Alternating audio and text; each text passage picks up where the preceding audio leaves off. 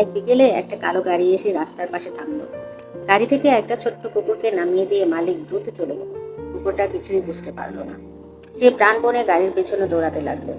দৌড়াতে দৌড়াতে ক্লান্ত হয়ে রাস্তায় বসে পড়লো। কিন্তু গাড়িটা আর ফিরে এলো না।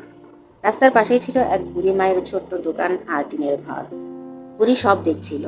সে কুকুরটার সামনে একটু খাবার এনে রাখলো, কিন্তু কুকুরটা খাবারে তাকিয়েও দেখলো না। সে শুধু রাস্তার দিকে তাকিয়ে বসে রইল। হয়তো ভাবছিল, আমার মালিক এখনই ফিরে আসবে।